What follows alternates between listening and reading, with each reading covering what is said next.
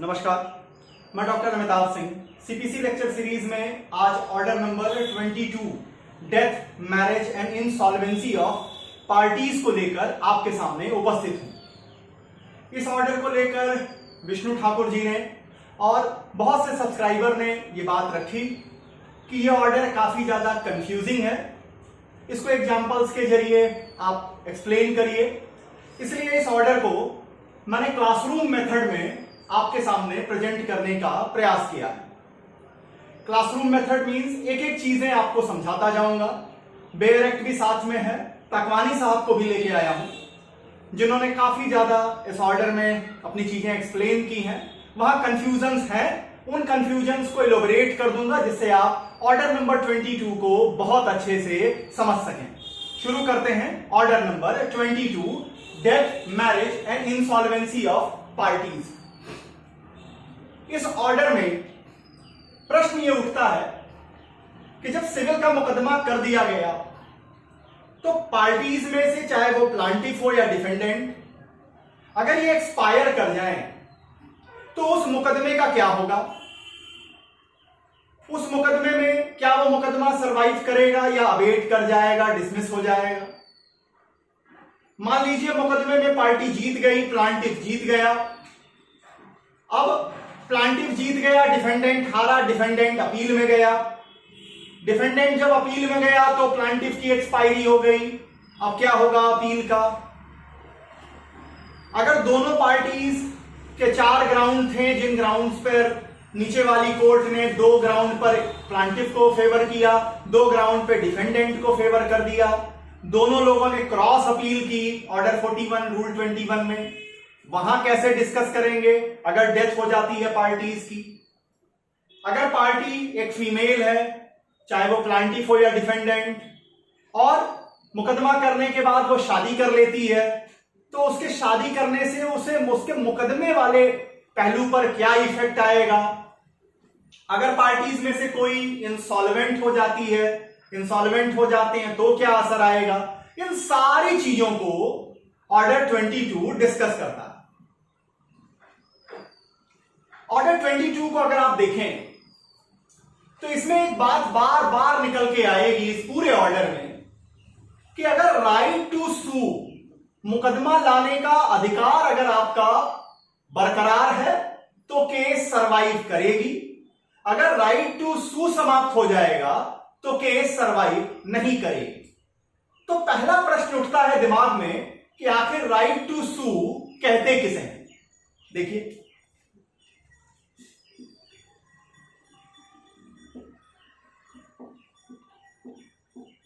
Right to सू को आप अगर थोड़ा कॉन्ट्रैक्ट एक्ट में जाएं तो बिल्कुल क्लियर हो जाएगा। राइट टू सू मतलब आप किस कारण से कोर्ट में उपस्थित हुए हैं।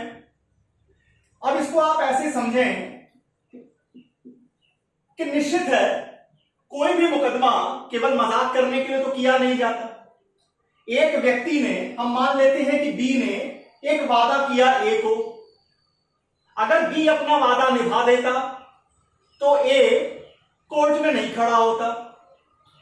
बी ने अपना वादा तोड़ा, बी के इस ब्रीच करने के ऊपर ए कोर्ट ऑफ लॉ में खड़ा हुआ कंपनसेशन डिमांड करने के लिए या स्पेसिफिक परफॉर्मेंस ऑफ कॉन्ट्रैक्ट मांगने के लिए। तो बात उठेगी कि राइट टू सू का मतलब आप किस कारण से कोर्ट में खड़े हुए हैं, वो ऐसी कौन सा ब्रीच हुआ है, कौन सी ऐसी प्रॉमिस तोड़ी गई है जिसके बदले में कंपनसेशन के लिए या स्पेसिफिक परफॉर्मेंस के लिए आप कोर्ट में खड़े हुए हैं।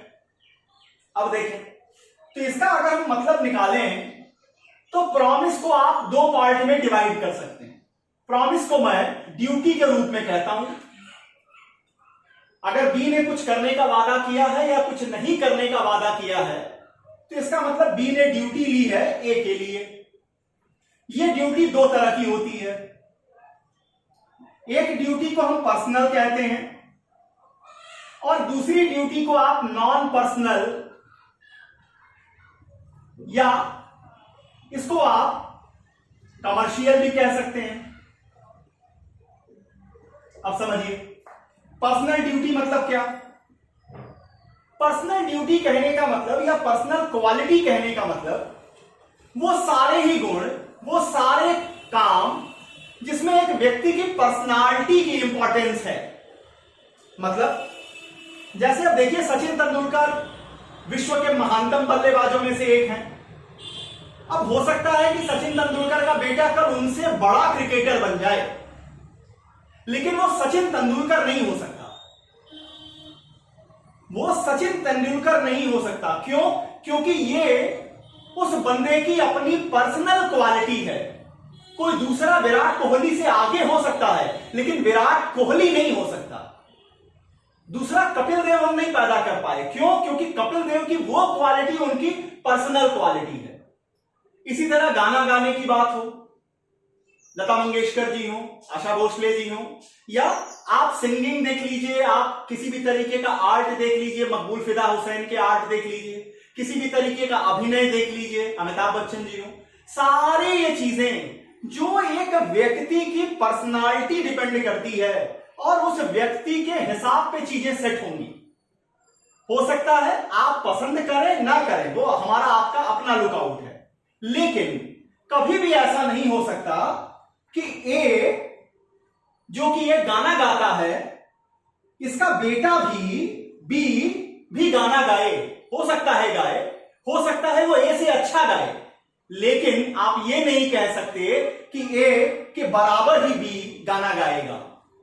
इस क्वालिटी को हम कहते हैं पर्सनल। और पर्सनल क्वालिटी के साथ section number 37 Indian contract act ये कहता है कि जितने भी आपकी पर्सनल क्वालिटीज हैं, ये व्यक्ति के साथ आएंगी और व्यक्ति के साथ चली जाएंगी। तो अगर आपका वादा जिसके ब्रीच के लिए आप कोर्ट में खड़े हुए हैं वो पर्सनल नेचर का है, गाना गाने से रिलेटेड है, संगीत से रिलेटेड है, आर्ट से रिलेटेड है, पढ़ाने से रिलेटेड है, एडवोकेसी है, मेडिकल प्रोफेशन है, जहां पर्सनालिटी इन्वॉल्व हो रही है, अगर ऐसे किसी वादे का ब्रीच हुआ है और आपका राइट टू सू इस पर्सनल क्वालिटी के ऊपर डिपेंड कर रहा है, तब जिसने वादा तोड़ा अगर उसकी एक्सपायरी हो जाए, अगर वो डेथ कर जाएगा, तो आपका राइट टू सू समाप्त हो जाएगा। और जब राइट टू सू ही आपका समाप्त हो जाएगा तो केस आगे चलने की बात ही खत्म। वहीं दूसरी ओर अगर जिस कारण से आप कोर्ट ऑफ लॉ में खड़े हुए हैं राइट टू सू को लेकर, वो right to sue non personal है या कमर्शियल है। जैसे ए ने बी को अपना मकान रेंट पे दिया,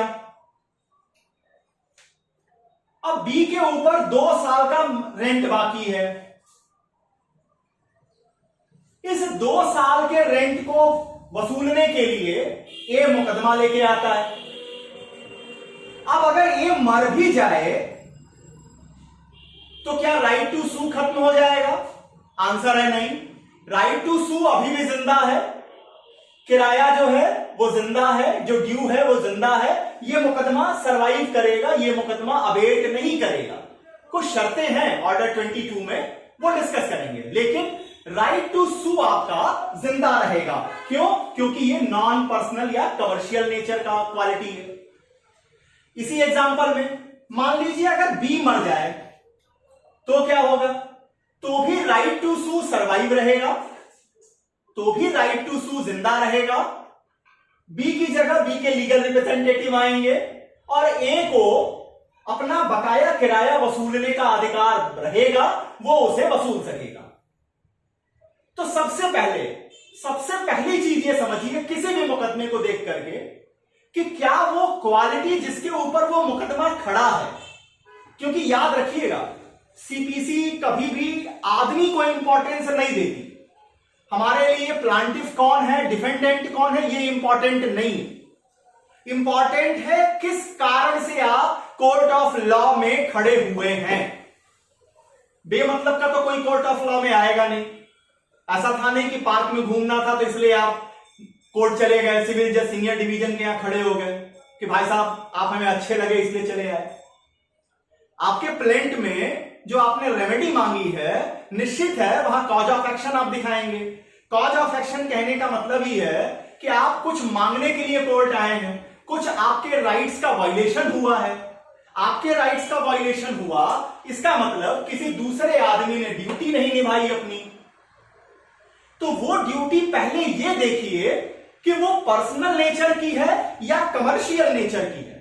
अगर पर्सनल नेचर की है तो अगर पार्टी एक्सपायर करती है तो राइट टू सू समाप्त हो जाएगा, और जहां राइट टू सू समाप्त हो जाएगा वहां आगे चल पाना इम्पॉसिबल होगा, वहां केस अबेट करेगी। लेकिन अगर राइट टू सू आपका प्रोफेशनल नेचर का है, नॉन पर्सनल है, कमर्शियल नेचर का है, तो वहां पर आपका राइट टू सू डेथ के बाद भी बना रहेगा पार्टीज में से किसी पार्टी की एक्सपायरी पर, और वो केस ऑर्डर 22 के हिसाब से आगे चलेगी। उम्मीद करता हूं राइट टू सू आपको क्लियर हो गया होगा कि राइट टू सू मुकदमे में आगे चलने के लिए पहले यह खोज लीजिए कि जिस कारण से वो मुकदमा खड़ा किया गया है, चाहे आपकी कोर्ट में है, चाहे आपने एज ए एडवोकेट खड़ा किया है, या आप एज ए स्टूडेंट देख रहे हैं चीजों को, तो भी ये समझिए कि जिस क्वालिटी के, जिस प्रॉमिस के पूरा नहीं करने के कारण आप प्लेंट बना रहे हैं या अपील में जा रहे हैं, उसका नेचर क्या है। कमर्शियल नेचर का है, सर्वाइवल रहेगी। अगर पर्सनल नेचर का होगा, कोलैप्स कर जाएगी। जब वो पर्सन कोलैप्स करेगा, एक्सपायर कर जाएगा। अब आते हैं ऑर्डर नंबर 22, पहले सबसे पहले डेथ को लेकर।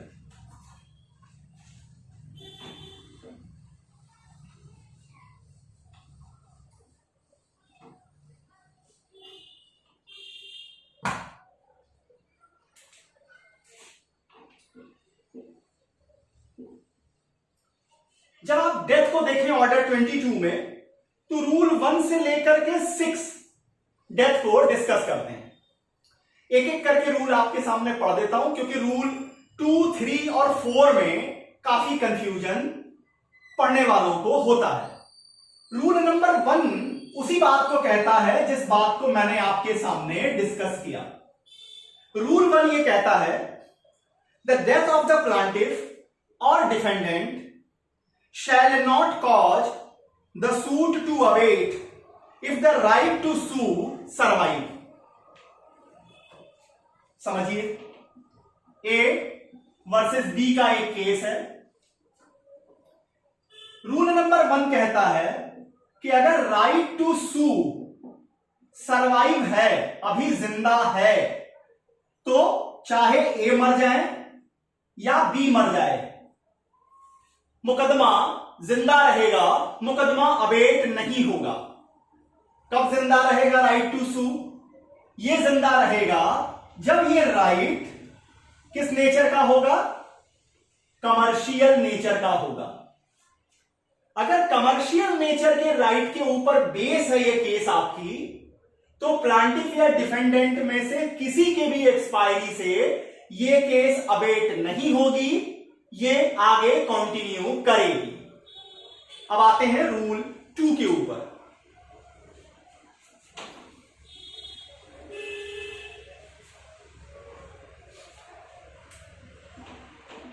रूल 2 को समझिए। रूल 2 कहता है, वेयर देयर आर मोर प्लांटिफ्स और मोर डिफेंडेंट्स देन 1, जहां एक से ज्यादा प्लांटिफ हैं या एक से ज्यादा डिफेंडेंट्स हैं, एक से ज्यादा प्लांटिफ्स हैं या एक से ज्यादा डिफेंडेंट हैं, या दोनों ही और एक से ज्यादा हैं। सारे एग्जांपल ले लीजिए। जहां प्लांटिफ्स एक से ज्यादा है, where there are more plaintiff और defendant then 1 and any of them dies, and where the right to sue survive to the surviving plaintiff or plaintiffs alone or against the surviving defendant or defendants alone, the court shall cause an injury to that effect to be made on the record and the suit shall proceed at the instance of surviving plaintiff or plaintiffs or against the surviving defendant or defendants। अब इसे समझ लीजिए। कहता है जहां एक से ज्यादा प्लांटिफ है या एक से ज्यादा डिफेंडेंट है। अब इस प्लांट अब इधर मान लीजिए ए बी सी में से ए एक्सपायर कर जाता है और राइट टू सू जो है, राइट टू सू सरवाइव कर रहा है बी और सी के फेवर में। कहने का मतलब फिर वही प्रश्न, राइट टू सू क्यों सरवाइव कर रहा है? क्योंकि वो कमर्शियल नेचर का है। तो ऑर्डर 22 रूल 2 कहता है कि ये मुकदमा बी और सी आगे लेके जाएंगे, इसमें कहीं प्रॉब्लम नहीं है, ये सूट अवेट नहीं किया जाएगा। अब आ जाइए डिफेंडेंट के साइड में। ए प्लांटिफ है, बी सी डी डिफेंडेंट्स हैं। अब इन डिफेंडेंट्स में से मान लिया कि डी एक्सपायर कर गया, तो क्या होगा?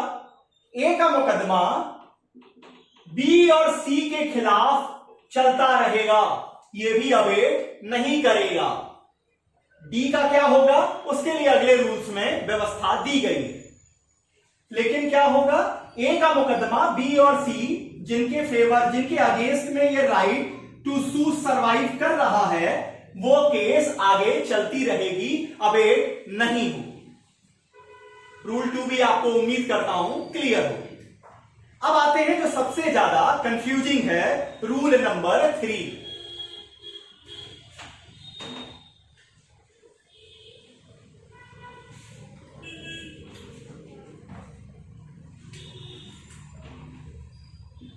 रूल 3 में थोड़ा स्लोली चलता हूं क्योंकि रूल 3 में काफी कंफ्यूजन पढ़ने वालों को हो रहे हैं। क्या कहता है रूल 3? कहता है where one of two or more plaintiffs dies, where one of two or more plaintiff dies and the right to sue does not survive। ऊपर कह रहा था रूल 2 में सरवाइव, तो क्या हो रहे थे? सर्वाइविंग जो लोग बचे थे वो मुकदमे को आगे लेके जा रहे थे। यहां क्या कहता है? यहां कहता है कि 2 प्लांटिफ हैं, हम मान लेते हैं 3 प्लांटिफ हैं और मुकदमा किए डी के खिलाफ। पहली लाइन का एग्जांपल आपको क्लियर कर रहा हूं। इस एक से ज्यादा प्लांटिफ्स हैं, ए एक्सपायर कर जाता है और राइट टू सू बी और सी के खिलाफ कैंसिल हो जाते हैं। मतलब बी और सी के फेवर में राइट टू सू सरवाइव नहीं कर रहे हैं। अब क्या होगा? देखिए इस केस में क्या होगा, अब इसको पहले देखिए। फिर क्या कहते हैं? Right to sue does not survive to the surviving plaintiff और प्लांटिफ एलोन।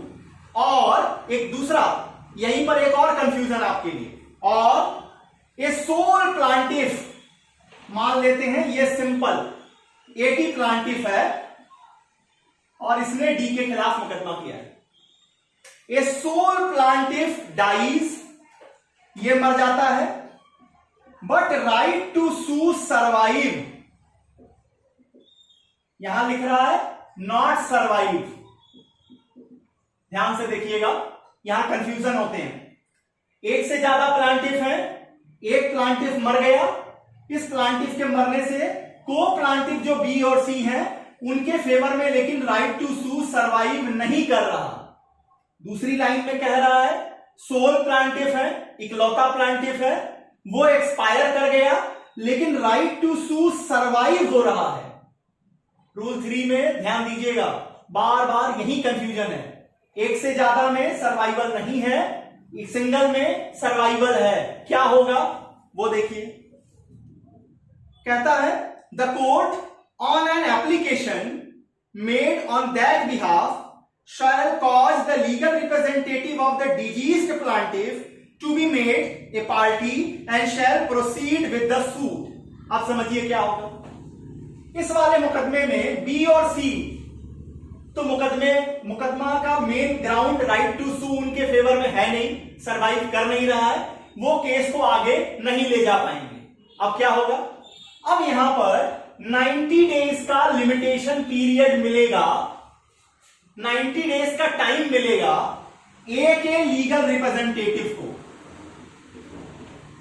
ए के लीगल रिप्रेजेंटेटिव को 90 डेज का टाइम मिलेगा, वो कोर्ट में एप्लीकेशन दे सकेंगे और कोर्ट उनकी एप्लीकेशन पर इस केस में आगे कैरी करेगी। यहां देख लीजिए, यहां सोल प्लांटिफ है, सोल प्लांटिफ एक्सपायर कर गया है, राइट टू सू सर्वाइव हो रहा है। रूल 1 में मैंने आपको बताया राइट टू सू सर्वाइव करेगा, मुकदमा आगे चलेगा। कैसे चलेगा, यहां फिर ए के लीगल रिप्रेजेंटेटिव आएंगे, उनके पास कितना टाइम होगा, 90 डेज का उनको भी समय मिलेगा, वो एप्लीकेशन देंगे और केस आगे चलेगी। अब क्वेश्चन उठेगा, 90 डेज में दोनों में से किसी जगह ए के लीगल रिप्रेजेंटेटिव नहीं आए तो क्या होगा। अगर 90 डेज में कोई एप्लीकेशन नहीं आई, तब यहां पर यह केस अबेट कर दी जाएगी।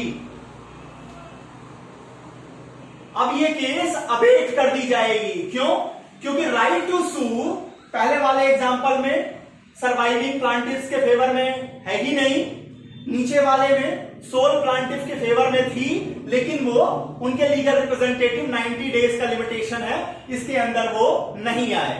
देखिए सब रूल 2 क्या कहता है, where within the time limit by law no application is made under sub rule 1 the suit shall abate so far as the diseased plaintiff is concerned, and on the application of defendant the court may award to him the cost which he may incurred in defending the suit to be recovered from the estate of diseased plaintiff। आपकी suit abate हो जाएगी। इतना ही नहीं होगा, इस मुकदमे में D का अभी तक जितना खर्चा हुआ है डिफेंडेंट का, वो मरे हुए जो प्लांटिफ होंगे उनकी स्टेट को भी बियर करना पड़ेगा। ये कॉस्ट डी को मिलेगी जो अभी तक उसने खर्च की है। तो रूल 3 को आप ऐसे समझिए कि अगर एक से ज्यादा प्लांटिफ है, एक प्लांटिफ एक्सपायर किया, सर्वाइविंग प्लांटिफ के फेवर में राइट टू सू सर्वाइव नहीं होता, तो यह मुकदमा चलने के लिए जरूरी है मरे हुए प्लांटिफ का लीगल रिप्रेजेंटेटिव 90 डेज के अंदर कोर्ट में एप्लीकेशन लेके आ जाए। अगर वो सोल प्लांटिफ है और वो मर गए, राइट टू सू सर्वाइव करता है, दोनों सर्कमस्टांसेस में लीगल रिप्रेजेंटेटिव को 90 डेज के अंदर आना है। नहीं आएंगे तो क्या होगा, सूट अबेट कर दी जाएगी। इस अबेटमेंट का क्या इफेक्ट होगा, इसको आप रूल 9 में देखिए। रूल 9 कहता है अगर एक बार केस अबेट कर दी गई तो फिर आप इसे सेकेंड चांस नहीं दिया जाएगा, आप इसे दोबारा नहीं उठा सकेंगे। मींस एक तरीके का बैन लग जाएगा कि अब आप उसी मुद्दे को दोबारा केस के रूप में, फ्रेश केस के रूप में भी खड़ा नहीं कर सकते हैं। रूल 3 इस बात को डिस्कस करता है। अब आते हैं रूल 4 के ऊपर, जो डिफेंडेंट्स की बात करेगा। रूल 1 दोनों पार्टीज की बात कर रहा था, रूल 2 और 3 प्लांटिफ्स के बारे में बात किया, अब रूल 4 डिफेंडेंट के बारे में बात करेगा।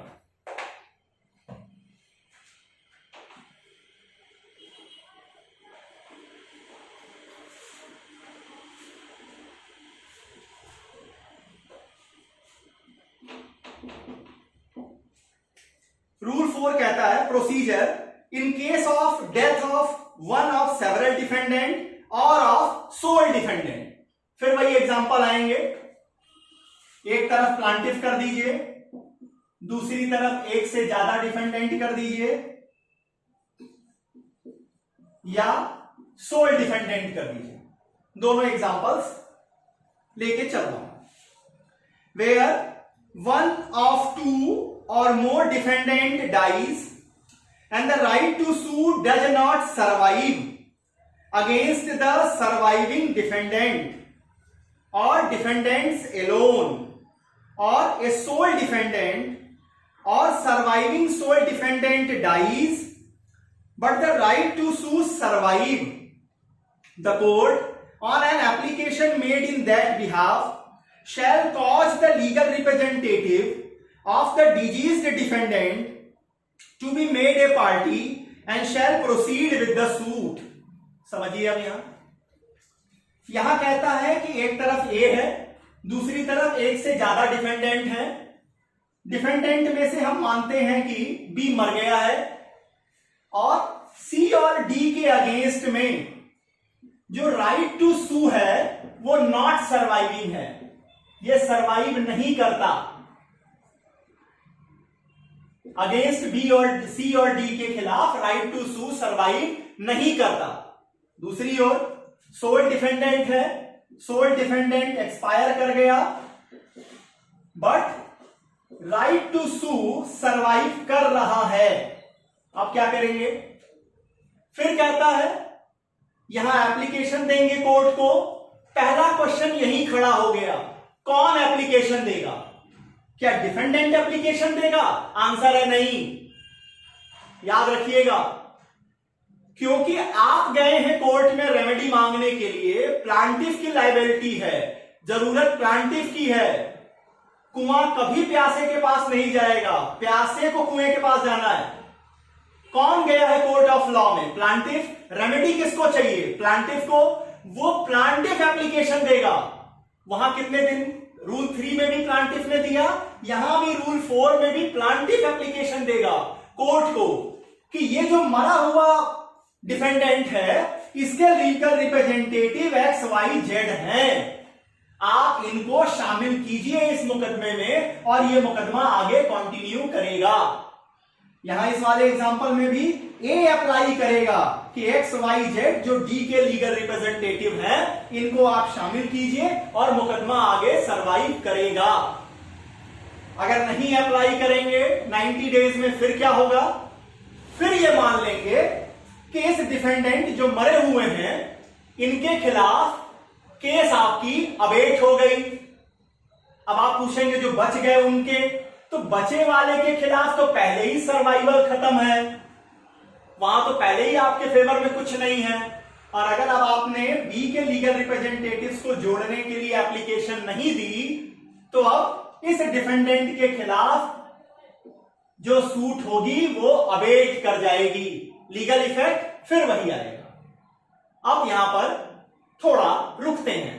क्या कौन फाइनल करेगा कि एक्स वाई जेड बी के लीगल रिप्रेजेंटेटिव है या नहीं है? ध्यान दीजिए, एक्स वाई जेड बी के लीगल रिप्रेजेंटेटिव है या नहीं है। तो यहां पर रूल 5 कहेगा, रूल नंबर 5 कहेगा द कोर्ट विल डिसाइड। कौन सी court?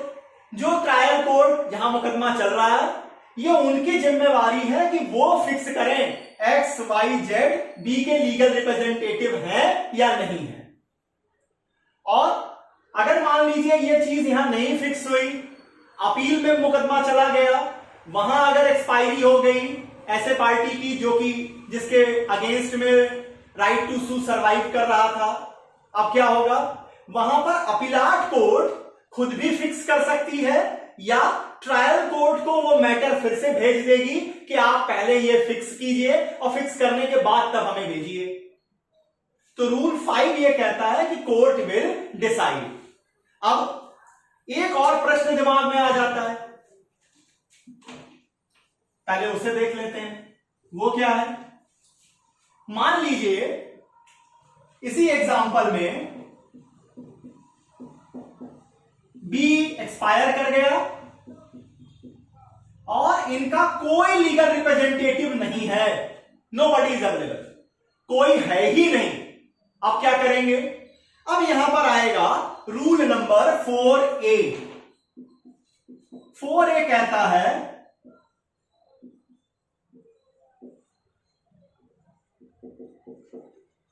No legal representative of deceased one. जो डिफेंडेंट मरा अब उसका कोई लीगल रिप्रेजेंटेटिव नहीं है, फिर क्या होगा? देखिए, लीगल रिप्रेजेंटेटिव नहीं होगा, कोई बात नहीं। कोर्ट क्या करेगी? कोर्ट एडमिनिस्ट्रेटर जनरल अपॉइंट करेगी या कोई कोर्ट के ऑफिसर को नियुक्त कर देगी। कोर्ट ऑफिसर को लीगल रिप्रेजेंटेटिव के रूप में अपॉइंट कर देगी। क्या कुछ शर्तें हैं? 4A कहेगा शर्त यह होगी कि ये जो एडमिनिस्ट्रेटर जनरल अपॉइंट होंगे या कोर्ट के ऑफिसर अपॉइंट होंगे उनकी कंसेंट होनी चाहिए, पहली बात। दूसरी बात, उनका no adverse effect, no adverse interest होना चाहिए। मतलब मरे हुए डिफेंडेंट की जो प्रॉपर्टी है, जो उसके इंटरेस्ट है केस में, उसके एडवर्स में इनका जो अपॉइंट हो रहे हैं उनका इंटरेस्ट नहीं होना चाहिए। क्या कोई और भी शर्त है? एक शर्त और है। वो क्या है? वो शर्त यह है कि एडमिनिस्ट्रेटर जनरल या कोर्ट के ऑफिसर को अपॉइंट करे कोर्ट, इसके पहले कोर्ट नोटिस देगी। किसको देगी नोटिस? भाई बी मर गया, बी का कोई लीगल रिप्रेजेंटेटिव नहीं है, मान लिया, लेकिन कुछ लोग ऐसे होंगे जिनको बी की प्रॉपर्टी में इंटरेस्ट मिलना होगा, हिस्सा मिलना होगा, उन सारे लोगों को नोटिस कोर्ट पहले देगी। पहले कोर्ट उनको नोटिस दे देगी। अगर उसमें से कोई आ जाता है तो वो लीगल रिप्रेजेंटेटिव के रूप में यहां फिक्स कर दिए जाएंगे। नहीं कोई आता है फिर क्या होगा? फिर एडमिनिस्ट्रेटर जनरल या कोर्ट ऑफिसर अपॉइंट होगा। वो क्या करेगा? क्या वो पर्सनली चीजों को आगे बढ़ाएगा? पर्सनली लायबिलिटी नहीं होगी, लायबिलिटी बी के स्टेट की होगी, बी की जो संपदा होगी वो लायबल होगी। लेकिन ये लोग हम ये मान के चलेंगे कि ये बी के साइड को रिप्रेजेंट करेंगे। अब इसके बाद इसके लिए क्या जरूरी है? जो एडमिनिस्ट्रेटर जनरल या कोर्ट ऑफिसर अपॉइंट हुए हैं वो कंसेंट देने चाहिए और उनका कोई एडवर्स इंटरेस्ट नहीं होना चाहिए। अब इसके बाद आते हैं कुछ स्पेसिफिक चीजों को लेकर जिसे तकवानी साहब डिस्कस करते हैं। क्या क्या? देखिए, मैंने आपके सामने कहा कि 90 डेज का टाइम लिमिट है। प्लांटिफ्स के साइड में से अगर मरे हैं और राइट टू सू सर्वाइव नहीं कर रहा है तो उस मरे हुए प्लांटिफ के लीगल रिप्रेजेंटेटिव को आना होगा कोर्ट में 90 डेज के अंदर। डिफेंडेंट के साइड में कोई मरा है तो भी एप्लीकेशन प्लांटिफ को देनी होगी, उनके लीगल रिप्रेजेंटेटिव को डिफेंडेंट के लीगल रिप्रेजेंटेटिव को जोड़ने के लिए मुकदमे में। अब पहली चीज मान लीजिए 90 दिन के अंदर आप एप्लीकेशन नहीं देते, केस अवेट कर दी जाएगी।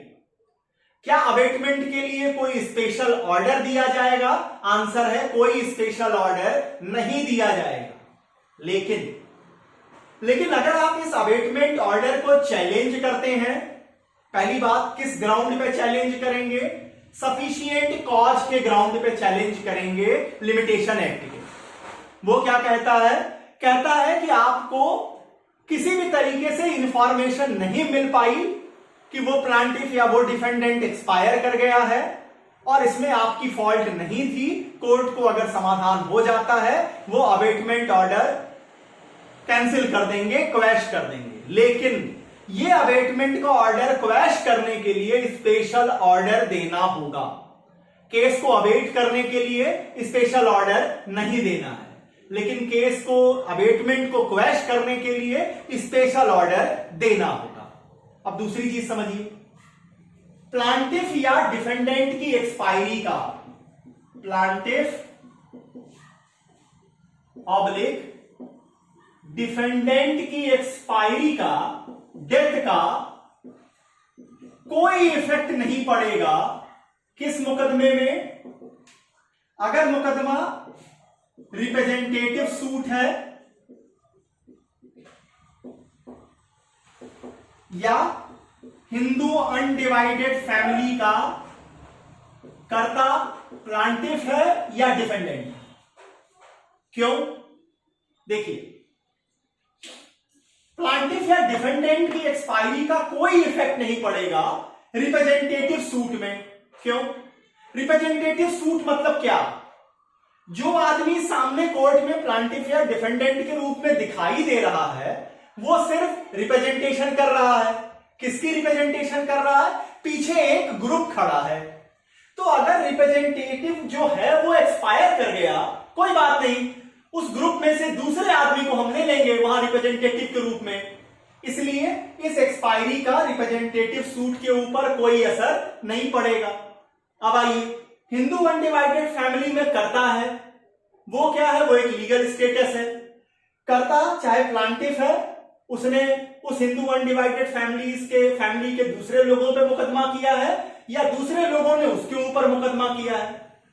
अगर वो एक्सपायर कर गया, कोई बात नहीं, जो उसकी जगह कर्ता की पोजीशन पे आएगा वो उस केस में सब्स्टिट्यूट हो जाएगा। तो यहां ये दोनों मुकदमों के ऊपर प्लांटिफ या डिफेंडेंट की एक्सपायरी का कोई इफेक्ट नहीं पड़ेगा। और समझिए डेथ में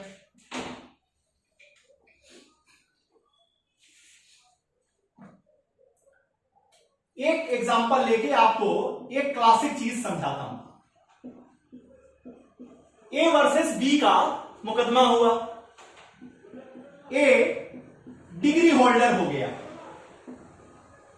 मतलब बी क्या हुआ? बी हो गया जजमेंट डेबिटर। बी मुकदमा हार गया। अब ए के पास क्या ऑप्शन है? ए जाएगा एग्जीक्यूशन में और बी के पास क्या ऑप्शन है? बी जाएगा अपील में। ठीक है, बी ने अपील फाइल कर दी, ये हो गई अपील। ठीक, अपील फाइल हो गई और ए एक्सपायर कर गया। ए एक्सपायर कर गया। अब क्या होगा?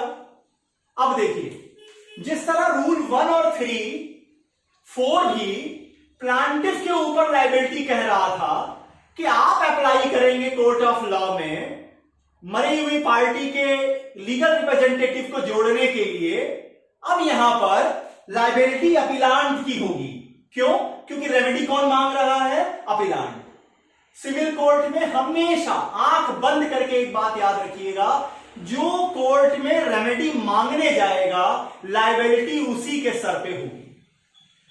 तो यहां अपीलांट की जिम्मेदारी बनती है कि ये जो कि मर गया, इसके लीगल रिप्रेजेंटेटिव को ले आए, उसको जोड़ने के लिए एप्लीकेशन दें।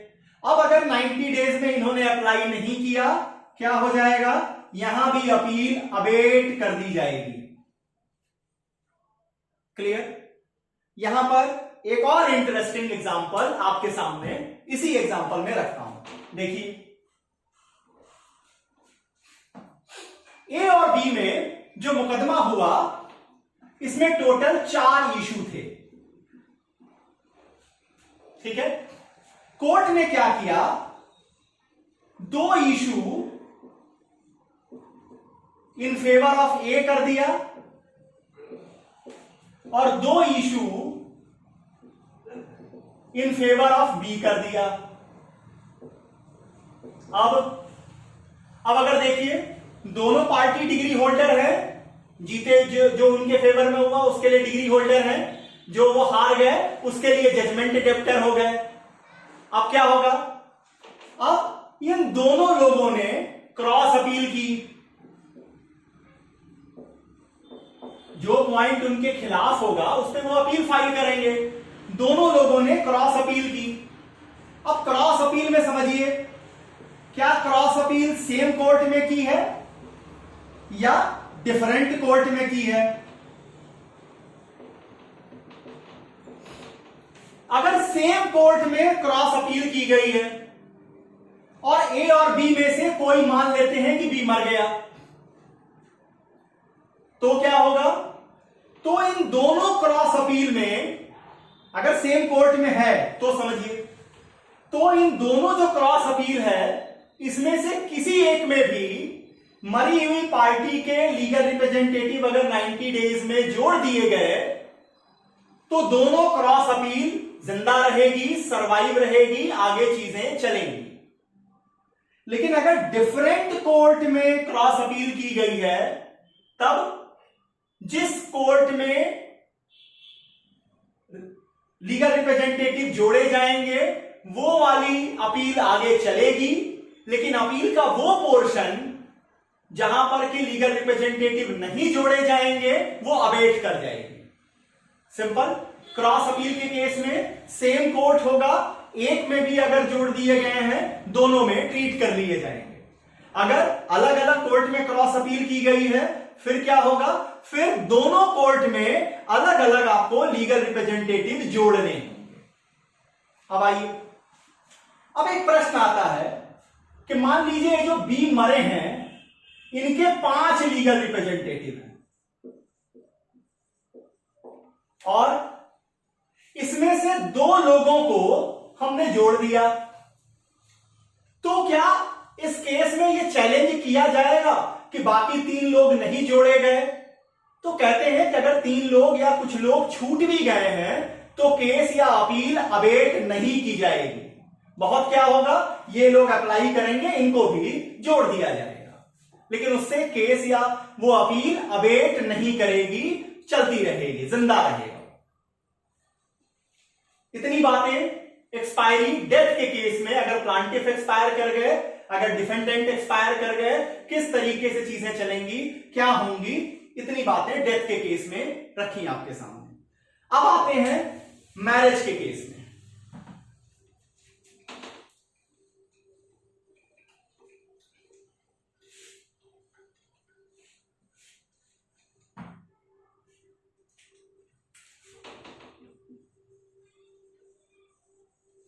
अब मैरिज को देखिए।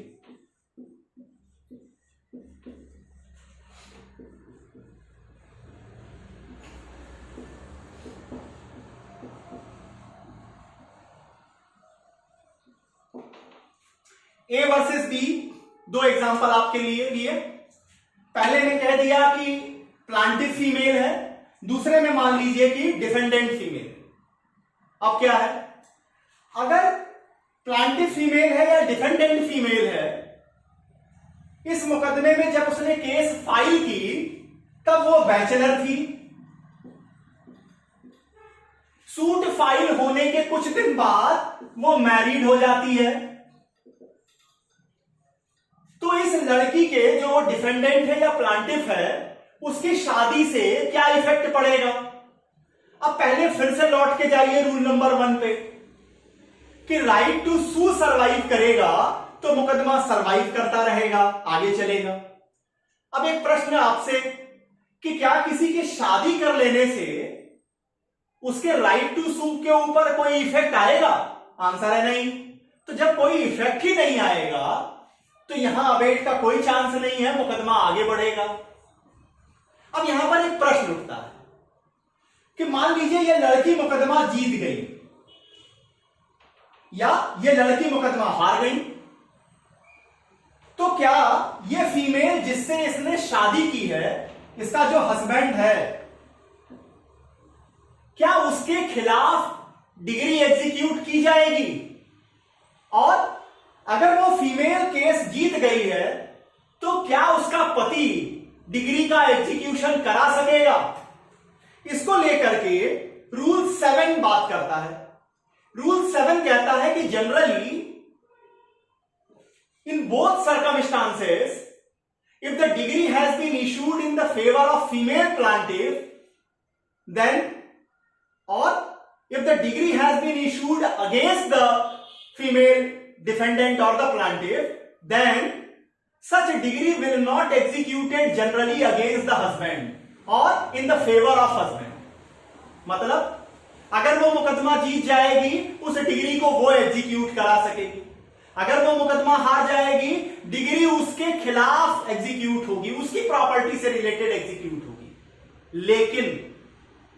लेकिन अगर पर्सनल लॉ में ये बात कही हुई है कि उसका हस्बैंड उस लड़की के, उस मैरिड वुमेन के डेप्ट को निपटाने के लिए, डेप्ट को चुकाने के लिए बाउंड है, तब उस हस्बैंड के खिलाफ भी डिग्री एग्जीक्यूट की जाएगी और वो हस्बैंड अपने पत्नी की ओर से भी डिग्री एग्जीक्यूट करा सकेगा।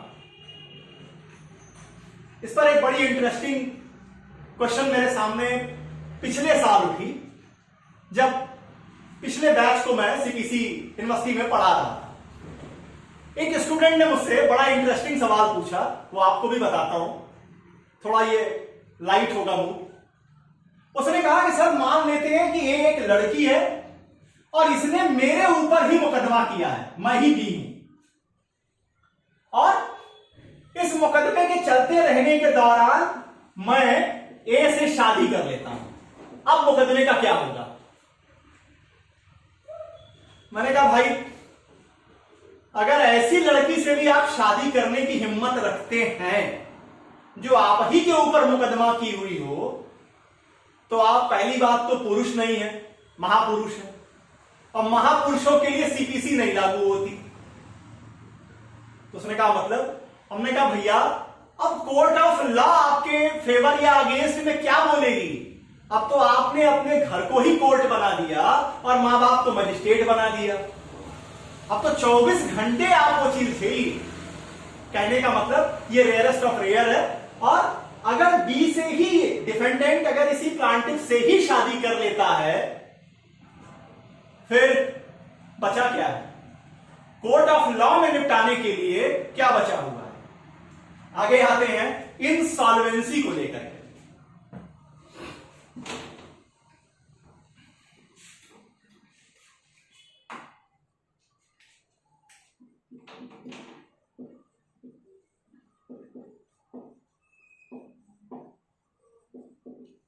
अब देखिए, इस मुकदमे में अगर ए इंसॉल्वेंट हो जाए फिर क्या होगा? या उल्टा कर लीजिए, बी इंसॉल्वेंट हो जाए तो क्या होगा? अब इंसॉल्वेंट को लेकर के रूल 8 और 9 आता है। क्या कहता है? The insolvency of a plaintiff to any suit which the assignee or receiver might maintain for the benefit of his creditors shall not cause the suit to abate unless such assignee or receiver declines to continue the suit or they fail to give security for the cost fixed by the court। क्या मतलब यहां पर? देखिए, अगर ए ने B के खिलाफ मुकदमा किया और ए ही इंसॉल्वेंट हो जाए, तो रूल 8 का कहना है कि अगर इस इंसॉल्वेंट व्यक्ति का जो एसाइनी है, एसाइनी या इनकी ओर से एक वर्ड आया रिसीवर, अगर ये दोनों लोग मुकदमे, दोनों में से कोई अगर मुकदमे को आगे ले जाना चाहते हैं, केस अबेट नहीं होगी। दूसरा ग्राउंड, अगर ये लोग उतनी कॉस्ट जमा कर देते हैं सिक्योरिटी के रूप में कोर्ट में, जितना कोर्ट फिक्स करती है, तो भी केस आगे चलेगी, यहां पर अबेट नहीं होगा। क्या मतलब इसका? देखिए, प्लांटिफ जो है वो इंसॉल्वेंट हो गए, तो अगर प्लांटिफ इंसॉल्वेंट हो गए तो प्लांटिफ को ही अपनी चीजें प्रूफ करनी है कि कॉज ऑफ एक्शन उनके फेवर में है, ये ग्राउंड उनके फेवर में बनता है। अब वो हो गए इंसॉल्वेंट, तो अगर उनके असाइनी और रिसीवर कोई हैं, वो अगर आते हैं पर्सनली आगे लेके मूव करते हैं तो केस चलेगी, या तो कोर्ट एक सिक्योरिटी अमाउंट मांगेगी प्लांटिफ से कि आप एक निश्चित अमाउंट जमा कीजिए कोर्ट में, कि अगर कल आप प्रूफ नहीं कर पाए तो हम डिफेंडेंट को उसके खर्चे कहां से देंगे, इसके लिए आप सिक्योरिटी दीजिए। तो अगर ये मिस्टर ए सिक्योरिटी दे देते हैं, केस आगे सरवाइव करेगी, अबेट नहीं होगी। नहीं देंगे तो क्या होगा? रूल इसी में 8 का ही सब रूल 2 डिस्कस करता है। क्या कहता है? कहता है वेयर द असाइनी और रिसीवर निग्लेक्ट और refuses to continue the suit और to give such security within the so time period defined by the court, the defendant may apply for the dismissal of the suit on the ground of plaintiff insolvency and the court may make an order dismissing the suit and awarding the defendant the cost which he has incurred in defending the same to be proved as a debt against the plaintiff estate. अब आ जाइए, क्या मतलब इसका? अब यहां पर assignee और receiver negligence कर रहे हैं या कॉस्ट नहीं जमा की गई, तो डिफेंडेंट अप्लाई करेगा किस चीज के लिए? डिसमिसल के लिए, डिसमिसल ऑफ सूट के लिए अप्लाई करेगा। और कोर्ट क्या करेगी? कोर्ट इस केस को डिसमिस कर देगी। इतना ही नहीं, इनके फेवर में कॉस्ट भी दे देगी। इनके जो खर्चे होंगे वो कॉस्ट के रूप में अवॉर्ड करेगी, जो इनकी संपदा से वसूल किए जाएंगे। सेम तरीके के प्रोविजंस आपको डिफेंडेंट्स में भी देखने होंगे। अब आइए, अब इसमें आते हैं, एक अमेंडमेंट करके, एक अमेंडमेंट इसमें बहुत इंपॉर्टेंट इस ऑर्डर में की गई है। वो क्या है उसे देख लेते हैं। वो अमेंडमेंट है रूल नंबर 10A। देखिए, बहुत लंबे समय तक प्लांटिफ या डिफेंडेंट्स में से किसी की एक्सपायरी के कारण बहुत ज्यादा मुकदमे अबेट होते थे। क्यों? इसका कारण आप ऐसे समझिए कि मान लीजिए ए बी का मुकदमा है, अब ए एक्सपायर कर गया या बी एक्सपायर कर गया, किसी कारण से दूसरी पार्टी को पता नहीं चल पाया, दूसरी पार्टी 90 डेज के अंदर नहीं पता कर पाई या लीगल रिप्रेजेंटेटिव को नहीं ढूंढ पाई, केस अबेट हो जाती थी। अब यहां पर 1976 में अमेंडमेंट किया गया, 10A बनाया गया और कहा गया कि अब एडवोकेट की भी लायबिलिटी है, ड्यूटी है। ये एडवोकेट की ड्यूटी है कि अगर वो जिसका भी एडवोकेट है, अगर वो ए का एडवोकेट है, अगर ए मर गया, बी का एडवोकेट है और बी मर गया, तो ये एडवोकेट इन्फॉर्म करेंगे। किसको इन्फॉर्म करेंगे? कोर्ट को इन्फॉर्म करेंगे। तो कोर्ट को इन्फॉर्म करने से क्या बदल जाएगा? जब कोर्ट को इन्फॉर्म कर देंगे तो कोर्ट दूसरी पार्टी को इन्फॉर्म कर देगी, और जब दूसरी पार्टी को इन्फॉर्म कर देगी तो वो दूसरी पार्टी लीगल रिप्रेजेंटेटिव को ले आएगा। इससे क्या होगा? अबेटमेंट बच जाएंगे। ये सारा एक बार अबेटमेंट कराइए, फिर उसके बाद जाइए सफिशिएंट ग्राउंड के ऊपर क्वैश का ऑर्डर ले आइए। ये सारी चीजें खत्म करने के लिए 1976 में 10A किया गया। लेकिन यहां पर एक लॉ का क्वेश्चन फंसता है कि एडवोकेट की कोई भी लायबिलिटी एक एग्रीमेंट के ऊपर बेस करती है, वकालतनामे पर। वकालतनामा उसने या तो ए से किया या तो बी से किया। अब ए मर गया या बी मर गया तो वकालतनामा तो खत्म हो गया। तो अब ए को आप कैसे ड्यूटी कॉस्ट करेंगे? इसलिए इसी अमेंडमेंट में, इसी रूल 10A में लिख दिया गया कि for this purpose, for the purpose that the advocate inform the court shell presume that such agreement is surviving. इतने काम के लिए हम ये मान के चलेंगे, प्रिज्यूम करके चलेंगे कि आप अभी भी उस पार्टी के एग्रीमेंट में हैं, आप उस पार्टी के एडवोकेट के रूप में हैं। इतनी बातें मैंने ऑर्डर 22 के विषय में, डेथ को लेकर, इंसॉल्वेंसी को लेकर, मैरिज ऑफ पार्टीज को लेकर आपके सामने रखी। उम्मीद करता हूं मेरा ये क्लासरूम मेथड आपको पसंद आया होगा। कमेंट बॉक्स में आपके कमेंट्स का इंतजार करूंगा कि आगे आने वाले लेक्चर्स में क्लासरूम मेथड को लेकर चलूं या जो पहले का मेथड है उसी के ऊपर आगे बढ़ें।